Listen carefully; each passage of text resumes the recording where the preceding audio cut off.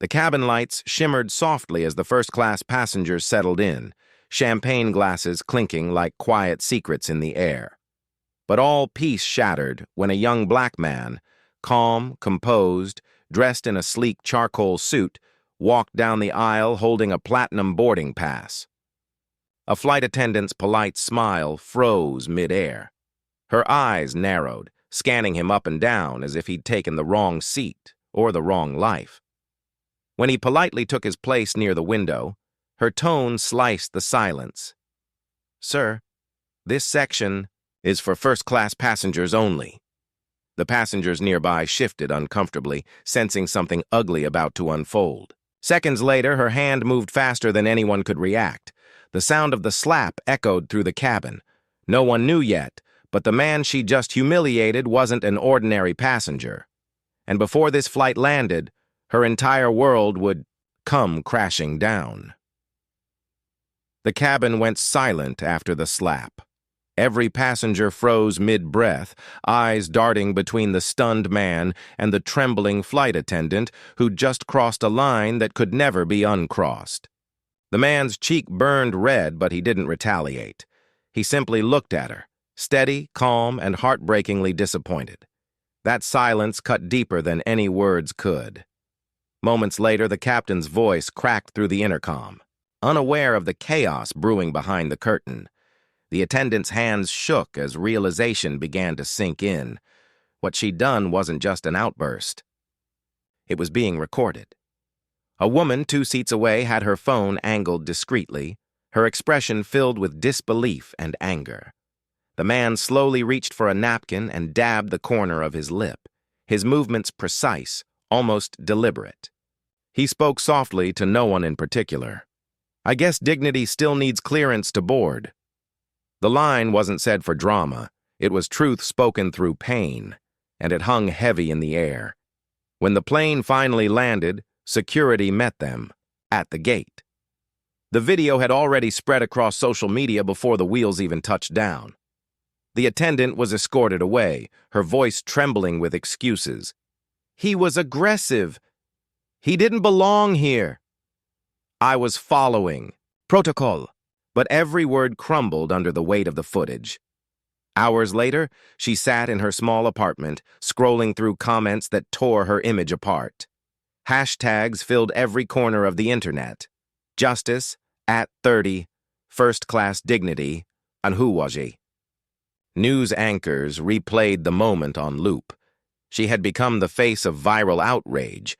But what none of them knew, what no one could have guessed, was who that man really was. Because beneath that calm, dignified silence was a power she could never imagine. The kind of power that doesn't need to shout, only to act. And when he did, it would be quiet, precise, and devastating. The story was only beginning. The next morning, headlines screamed her name. Every major outlet had picked up the story. Flight attendant assaults passenger in first class. But what sent shockwaves through the world wasn't the act itself. It was the revelation that came next. The man she had slapped was Elijah Cole, the newly appointed CEO of Airlines, the very company that owned the plane she worked for. His face appeared on every news channel, not in anger, but with quiet restraint. Dressed impeccably. In a gray suit, he stood before the media, declining interviews, offering no words of revenge, only a statement through the company's official account. Disrespect doesn't fly in the skies we build. Within hours, her suspension letter was issued. Her colleagues avoided her name like it carried a disease. HR called it a pending investigation, but everyone knew the verdict was already written. The once smiling attendant who welcomed passengers aboard was now a viral symbol of prejudice, a reminder of how quickly hate unmasked itself under the pressure of bias. Still, she clung to denial. She told herself it was a misunderstanding, that people were exaggerating. But every replay of the video told another truth. The glare in her eyes, the disdain in her voice, the way she flinched when he calmly handed over his boarding pass. Each frame was an unspoken confession. Her phone buzzed relentlessly, calls from reporters, strangers, even relatives she hadn't spoken to in years. Some defended her, claiming she was under stress. Others wanted distance, fearing the association. Her apartment became a prison of shame and silence. Meanwhile, Elijah didn't seek sympathy. Instead, he quietly redirected the company's focus. While the world argued about racism, he was already planning something deeper, a complete overhaul of the company's internal culture. He announced an emergency town hall meeting with every senior executive demanding transparency, empathy, and accountability. No one expected the calm, soft-spoken CEO to move like a storm. At that meeting, Elijah spoke for the first time since the incident. He didn't mention her name. He didn't have to. "We talk about turbulence in the air," he said. "But the real turbulence begins when humanity leaves the cabin." The boardroom fell silent. Those words echoed across every employee's conscience. Behind the scenes, legal teams began drafting statements, PR heads scrambled to salvage reputation, and training programs on diversity and inclusion were rolled out overnight. The world saw a company correcting itself, but for Elijah, it wasn't about image, it was about impact.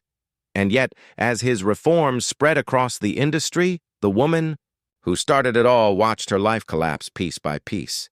The airline terminated her contract. Her friends turned cold. Even her landlord hinted she should consider moving out before the lease renews.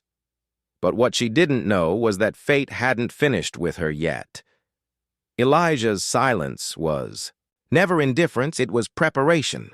Because sometimes revenge doesn't roar, it reforms. And soon she would come face to face with the man she'd wronged, not in anger, but in a way that would strip away every illusion she'd ever built about herself. The flight had ended, but the lesson had just begun. Days later, she received a letter, hand-delivered, embossed with the Aerovista emblem. For a moment, her heart leapt. Maybe it was a chance to explain, to plead. But as she unfolded the letter, her hands went cold. It wasn't from HR. It was from Elijah Cole himself. "You are invited to attend the company's annual cultural reform summit as a guest. Attendance is mandatory." Her mind spun. Shame, confusion, fear, all tangled. Still, she showed up. The event hall shimmered with light and quiet grandeur. Executives, pilots, and staff filled the seats. On stage, Elijah stood, composed, confident, his presence commanding without effort. Cameras flashed, and the audience hushed as he began to speak. He didn't mention her name, but his eyes found her in the crowd. "A company is not built on aircraft or profit," he said, "but on the invisible air of respect we breathe together. When that air is poisoned, no one flies." His words struck like thunder wrapped in calm. Each sentence peeled away her defenses. He spoke of dignity, of equality, of silent biases that linger like turbulence no one acknowledges. Every line carried, a weight she couldn't escape. Then the screen behind him flickered, playing a short montage. Not the viral video, but something else. It showed Aerovista's new initiatives, scholarships for underprivileged aviation students, mentorship programs. For diverse employees, community outreach for inclusivity. The crowd applauded. Cameras flashed. And then, for a split second, her image appeared, paused mid-slap, before fading into black. Elijah's voice lowered, steady but sharp.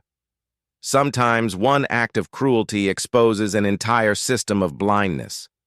But the same act can also light the path to change, if we have the courage to face ourselves." Every heartbeat in the room seemed to stop. She felt tears well up, not from humiliation this time, but from the crushing weight of realization. The man she had wronged had chosen transformation over retaliation. As the applause thundered, Elijah stepped down from the stage, walked past her seat without a glance, and left through the side door. No words, no confrontation, just silence, more powerful than any revenge could ever be. And in that silence, she understood her downfall wasn't his doing. It was her awakening. That day, the world saw a leader. She saw her reflection, and for the first time, it terrified her. She sat alone long after the hall had emptied, the echoes of applause still faintly bouncing off the marble walls. For the first time in her life, silence didn't comfort her. It judged her. Everything she had once been proud of, her poise, her confidence, her professionalism, now felt like a costume she'd worn to hide what she didn't want to face. That night, she rewatched the video, not as the victim of cancel culture, but as the woman she truly was in that moment. Every flinch, every glare, every ounce of superiority, it stared back at her with brutal honesty. The person in that clip wasn't someone who lost her temper. It was someone who'd been trained by a lifetime of unspoken prejudice to believe she was above someone else. And yet, beneath all that shame, something shifted. For the first time, she didn't try to justify. She didn't defend. She just saw. Weeks passed. She moved out of her apartment, took up small work at a community center, helping underprivileged youth train for careers in aviation. No cameras, no statements, just quiet effort. Some days she faced whispers, cold looks, even recognition. But she kept going. Because redemption, she realized, isn't earned through apologies. It's built through service. Meanwhile, Elijah's reforms transformed Aravista into the most inclusive airline in the country. The company became a symbol of change, not because of corporate PR, but because a single act of cruelty had sparked an entire cultural reckoning. Months later, at a community scholarship event, their paths crossed again. Elijah was there to hand out awards. She was among the volunteers organizing the ceremony. Their eyes met briefly. No words, no tension, just mutual understanding. He gave a small nod. She returned it, eyes glistening. In that single moment, forgiveness existed. Not spoken, but real. As the crowd applauded the scholarship recipients, Elijah ended his speech with the same quiet strength that had carried him since that day on the plane. We all make mistakes in turbulence, but how we land, that's what defines us. She clapped with the rest of the audience, a tear rolling down her cheek. Not of regret this time, but of release.